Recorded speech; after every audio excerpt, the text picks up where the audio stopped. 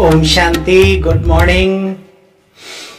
आज की मुरली दर्शन में मुरली के मुख्य मुख्य पॉइंट्स हम सभी सुनेंगे, मनन चिंतन करेंगे, हजम करेंगे और उसकी शक्ति को लेकर के ब्राह्मण जीवन में आगे बढ़ेंगे। ठीक है। बाबा ने कहा, मीठे बच्चे, बेहद का बाप इस बेहद की महफिल में गरीब बच्चों को गोद लेने आए हैं। भाई, कभी भी नाखुश न होना अपनी गरीबी पर, क्योंकि भगवान का एक नाम गरीब निवास भी है। सुनो दोबारा से, मीठे बच्चे, बेहद का बाप इस बेहद की महफिल में गरीब बच्चों को गोद लेने आए हैं। उन्हें देवताओं की महफिल में आने की जरूरत नहीं है। अरे वही देवता जब जन्म लेते लेते लेते जीरो में पहुंच जाते हैं तो बाबा को आना पड़ता है। प्रश्न, बच्चों को कौन सा दिन बड़े धूमधाम से मनाना चाहिए? बाबा आज प्रेरणा दे रहे हैं, फिर साथ में समझानी भी दे रहे हैं। बच्चों को जिस दिन मर्जीवा जन्म हुआ, अर्थात शिव बाबा के बने, ज्ञान में जन्म लिया, समझ पैदा हुई, वह दिन बच्चों को बहुत ही धूमधाम से मनाना चाहिए। तुम्हारे लिए वही अष्टमी है। अगर अपना मर्जीवा जन्मदिन नहीं मनाएंगे तो फिर कैसे याद रहेगा हम कब पैदा हुए थे? अगर अपना मर्जीवा जन्मदिन मनाएंगे तो बुद्धि में याद रहेगा हमने पुरानी दुनिया से भाई किनारा कर लिया। मनाने के तरीके तो हजारों हैं। वो आप कैसे मनाते हैं, क्या करते हैं? संसार में भी बहुत होशियार लोग हैं, वो अपने ऊपर खर्चा नहीं करते। हाँ, लेकिन उस दिन विशेष वो बाबा के बच्चों की मैं जानता हूँ थोड़ा कुछ लोगों को, उस दिन 2 घंटे ज्यादा बैठ के बाबा को याद करेंगे। विशेष बाबा के घर में कोई विशेष वस्तु का अपना सेवा में लगाएंगे, या फिर कोई ऐसी जरूरत की चीज है, जो भी कुछ है उनका दिन, वो बताते तक नहीं है बहनों को कि आज मेरा जन्मदिन है। वो ऐसा कुछ गुप्त कार्य करते ना, वो अंदर ही अंदर उन्हें खुशी रहती है अंदर में। तो ये बहुत बड़ी बात। लेकिन फिर भी बाबा ने कहा, अगर बड़े रूप में भी अच्छे से धूमधाम से ब्राह्मणों का ब्रह्मा भोजन कराओ भाई, अच्छे से बहनों के लिए कुछ विशेष बाबा के कार्य में चलो ओपनली करते हो, वो भी अच्छी बात है, सबकी नजरों में आ जाते हो, ये भी बुरी बात नहीं है।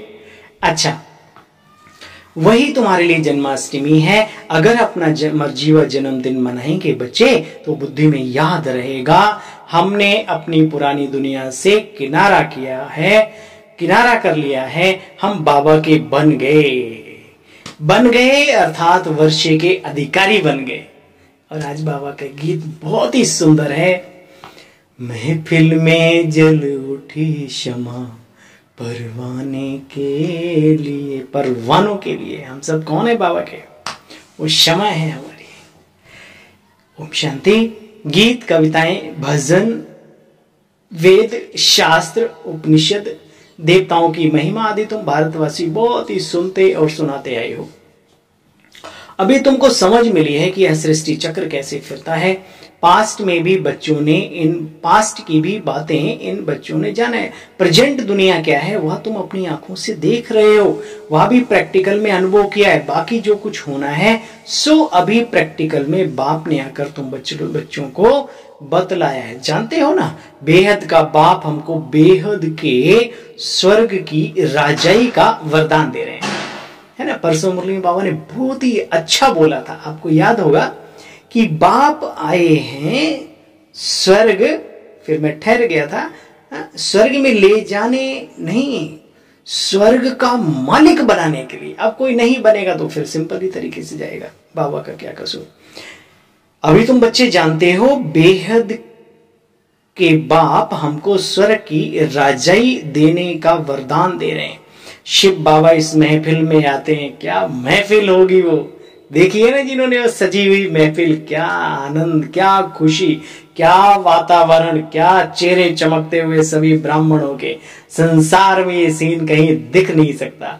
क्योंकि संसार में बाबा ही हमारा एक है, ब्राह्मणों का परिवार भी हमारा एक ही है। अच्छा भाई, शिव बाबा इस महफिल में ही आते हैं, शिव जयंती भी मनाते हो ना, परंतु वहां आकर क्या करते हैं किसी को पता नहीं, सिर्फ तुम बच्चे जानते हो। समझना चाहिए हम आपसे स्वर्ग की बादशाही लेने का बाबा हकदार बन चुका हूं। बच्चे खुद कहते हैं बाबा हम आपके 10 दिन अर्थात 10 दिन से आपके बने, गोद ली है आपकी। जीते जी किसी को गोद ली जाती है किसी की, तो अंधश्रद्धा से तो नहीं लेते ना, सोच कर समझ कर फिर फैसला किया है हमने। और जो खुद फैसला किया जाता है उसमें अडिग रहना चाहिए, हम किसी के कहने से नहीं चले। बल्कि सच तो ये है क्या कहें, ज्ञान में चलने के बाद पहले लौकिक वाले लाठियां डंडे और ये सब भाई किस्मत वाले हैं जिनको साथ देते हैं। भाई सबकी किस्मत इतनी महान नहीं होती, पहले वो डंडे डुंडे मजबूत बनाते हैं, फिर घर के अलौकिक परिवार में भी जब आते हैं तो डंडे वंडे नहीं, लेकिन प्यार की परीक्षा चलती रहती है लाइफ टाइम, जब तक आप बिल्कुल सफल ना हो जाए, है ना। तो बाबा का प्यार चलाता है। जो रास्ता हमने स्वयं चुना है, किसी के कहने से नहीं चुना, उस रास्ते पर हमें तत्पर रहना चाहिए। दिन प्रतिदिन हमारे कदम हमेशा आगे ही आगे बढ़ने चाहिए। तो बाबा कहते हैं बच्चे सोच समझ कर गोद ली जाती है। बच्चों का भी देखो नामकरण आदि मनाते, तो तुम बच्चों को भी क्या करना चाहिए, अपना जन्मदिन मनाना चाहिए। परंतु कुछ दिनों के बाद अगर भागलती हो जाते हैं तो समझा जाता है बाप की गोद से चला गया। आदि आदि बाबा कहते हैं जन्मदिन मनाएं तो याद रहे, वर्ष में एक दिन थोड़ा रिफ्रेशनेस आ जाती है मन बुद्धि और वातावरण में। आज बाबा जन्मदिन पर कई बार बाबा ने कहा हुआ है। फिर बाबा ने कहा देखो ऐसे कोई गुरु महात्मा आदि नहीं कहेंगे बच्चे बच्चे बच्चे, यह भगवान वाची है कि सब मेरे बच्चे हैं। भगवान के तो सभी बच्चे हैं ना, सब आत्माएं परमपिता परमात्मा के बच्चे हैं। बाप भी जब शरीर में आते हैं तब कहते हैं यह सब आत्माएं हमारे अपने बच्चे हैं, और कामचिता पर बैठ चढ़ भस्मीभूत हो तमो प्रधान बन गए हैं। अर्थात 5 विकारों की प्रवेशता के कारण जैसे कि जंगली बन गए, जैसे कि कांटे हो गए, चुभ रहे, खुद को तो चुभते ही चुभते हैं, दूसरों को भी चुभते रहते हैं। ये इस समय पर ऐसा वातावरण पूरे वर्ल्ड का बन चुका है, ये प्रैक्टिकली है। तो बाबा कहते हैं इस समय मनुष्य गाते भी हैं जाकर के मंदिरों में, हे प्रभु हम निर्गुण हारे में कोई गुण नहीं रे, आप ही तरस परोई, यानी स्वयं आकर के हमारे ऊपर रहम करो, हमें पतित से पावन बनाओ। तो बाप कहते बच्चे अभी पवित्र बनाने के लिए बाप आए हैं। मैं तुम बच्चों की महफिल में आता हूं, देवताओं की महफिल में नहीं जाता। हाँ, तो हम उनसे भी श्रेष्ठ उच्च सौभाग्यशाली हो गए। हाँ, ये जीवन को कहा जाता है डायमंड, और वो है स्वर्णिम युग, ये डायमंड युग है। अच्छा, अभी नहीं पवित्र बनेंगे तो फिर कब बनेंगे, पवित्र दुनिया में जाके बनेंगे क्या? चलो, तो बाबा कहते हैं बच्चे मुझे याद करो तो तुम्हारी खाद निकल जाएगी। ये तुम्हारे अक्षर बहुत अच्छे हैं, जो सुनेंगे वो मानेंगे कि भगवान को याद करना तो देखो कोई बुरी बात है ही नहीं। हर व्यक्ति संसार में बस वो बिना परिचय के ऐसे भावनावश याद करते हैं, लेकिन यहाँ बाबा का संपूर्ण परिचय प्राप्त होता है, सारे संबंध उसके साथ जोड़कर प्राप्ति स्वरूप होकर के उस याद में प्राप्तियां समाई हुई हैं। सिर्फ याद नहीं, सिर्फ एकाग्रता नहीं। भगवान का नाम तो बच्चे बहुत है, तुम जानते हो, परंतु वो श्री कृष्ण या किसी न किसी गुरु या शरीरधारी को भगवान मान लेते हैं। बाप कहते बच्चे मैं तो निराकार हूं, मुझे अपने को आत्मा समझ, मुझे याद करो तो तुम्हारी खाद यानी अंदर से जो कमियां हैं, जो कमजोरियां हैं, वो आपकी निकल जाएंगी। अच्छा, बाबा ने अंत में एक बहुत सुंदर बात कह के पूरा किया। बाबा ने कहा अच्छा बच्चे कितना समझाएं, कितना समझाएं, है 85 वर्षों से बाबा हम सब बच्चों के लिए लगे हुए हैं, है ना। और दोनों ही पार्ट पूरे कर लिए भक्ति मार्ग के अंदर। एक बहुत अच्छी बात, बहुत अच्छी तस्वीर है, अर्धनारेश्वर यानी वो ईश्वर, वो परमपिता परमात्मा। हाँ, आधा पार्ट प्रजापिता ब्रह्मा यानी पुरुष तन में और आधा हमारी दादी जी के तन के द्वारा बाप दादा दोनों ही ने कितने वर्षों ये कार्य किया और अब भी वो पार्ट पूरा हो गया। अभी तो बाबा अव्यक्त रूप में हर बच्चे के साथ है। जो बच्चा जहां याद करे, पूरे वर्ष बाबा ने अव्यक्त मुरली चलाई। अच्छा बच्चे, जिसके दिल में बाबा, बाबा के दिल में वो, इसके अलावा कुछ कहा ही नहीं।